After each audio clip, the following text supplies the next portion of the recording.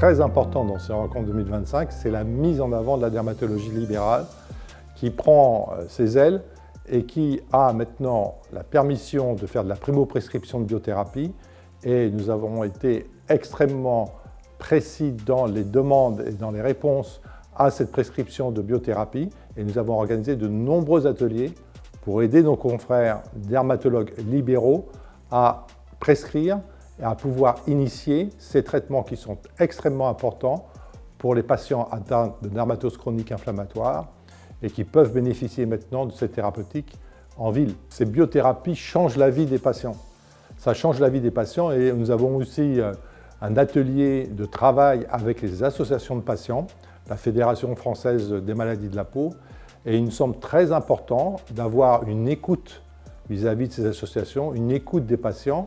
Il faut qu'on puisse améliorer les parcours de soins.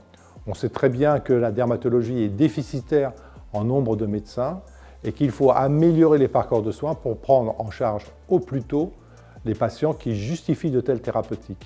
Ces thérapeutiques ont révolutionné complètement l'aspect de ces maladies et rendent effectivement possible la disparition de la maladie, tant qu'on utilise bien sûr ces biothérapies, et il y a une qualité de vie qui s'améliore très notablement grâce à ces nouvelles thérapeutiques. Nous, ce que nous cherchons à faire au SNDV, c'est améliorer les parcours de soins, rendre service aux patients.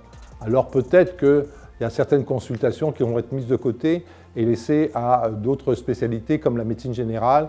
Est-ce que vraiment il est très utile que nous traitions l'ensemble des verrues? Il est peut-être juste utile que nous traitions que des verrues qui posent problème, mais il faut que notre dermatologie de ville prenne en charge effectivement ce qui a besoin d'être pris en charge. Et ce qui est très important, c'est l'oncodermatologie, donc les cancers de la peau, les mélanomes, et les équipes de soins montrent qu'elles prennent en charge un mélanome en 8 jours lorsqu'une téléexpertise est envoyée par le médecin généraliste et que dans les dermatoses chroniques inflammatoires, cette prise en charge est extrêmement rapide car n'oublions pas que ce sont que les dermatologues qui peuvent prescrire ces nouvelles thérapeutiques et donc il faut faire connaître ces nouvelles thérapeutiques auprès des médecins traitants mais aussi travailler avec les pharmaciens, avec la téléexpertise. La dermatologie a été la première spécialité à faire une révision de la nomenclature, c'est-à-dire des actes médicaux de la CCAM, et nous avons terminé de cette révision qui était faite à la demande, bien sûr, de la Caisse d'assurance maladie. De nouveaux actes vont apparaître, notamment des actes au niveau laser, une revalorisation de certains actes, bien sûr une disparition d'actes qui sont complètement obsolètes, mais globalement, nous sommes à la pointe pour cette révision de nomenclature. Donc ça nous semble extrêmement important ce qui a été fait. Le deuxième fait aussi extrêmement important, ce sont les équipes de soins en dermatologie et vénérologie. Ces équipes de soins apparaissent, elles sont d'origine conventionnelle, elles apparaissent au sein du territoire. La première qui a été créée il y a quelques années, c'est l'équipe de soins en dermatologie et vénérologie d'Île-de-France. Il y en a une en Bretagne, il y en a une en Corse, il y en a une qui arrive dans les Hauts-de-France, dans l'Est de la France, en Val-Centre-Loire. Et donc nous avions réuni pour partager nos expériences, afin de faire un travail en commun, afin de créer une solidarité et une mise en commun de ces outils pour que nous puissions améliorer encore les parcours de soins des patients. Cette intelligence artificielle, elle fait peur au départ à mes confrères, c'est le premier réflexe. Mais lorsqu'on regarde les nouveautés qui apparaissent, ne serait-ce que dans les outils de nos cabinets, les outils au niveau des dossiers patients, ne serait-ce qu'aussi que les outils pour faire les diagnostics. Et nous avons ici sur des stands des appareils qui vont nous aider, qui vont diminuer le nombre par exemple de biopsies, qui vont nous faire corriger les marges d'XRS des cancers de la peau.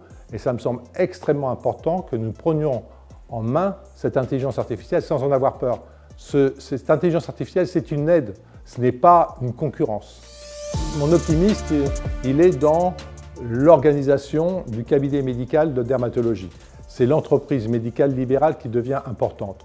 Il faut s'aider de ce que l'on peut avoir à disposition. Les assistantes médicales, pour lesquelles le SNDV se bat depuis des années, sont une pierre importante de l'édifice de l'entreprise dermatologique au sein des cabinets libéraux. Ça, c'est très important. Ces assistantes vont nous aider dans nos tâches, elles vont nous aider à prendre en charge les patients, elles vont nous préparer, par exemple, le patient à un acte chirurgical. Et donc ça nous semble très important. C'est envisager la modification de l'exercice actuel, c'est se tourner aussi vers les équipes de soins en attendant que le nombre d'internes augmente.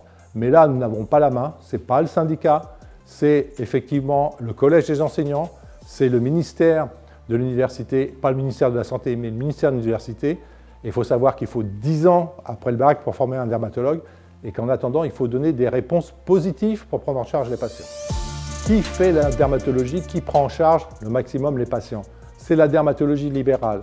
Nous sortons, pour moi, à titre provocateur, d'un Moyen-Âge où il y avait les universitaires et la dermatologie libérale. Cette dermatologie libérale, c'est elle qui soigne 90% des patients atteints de maladies de la peau. Et donc, cette dermatologie libérale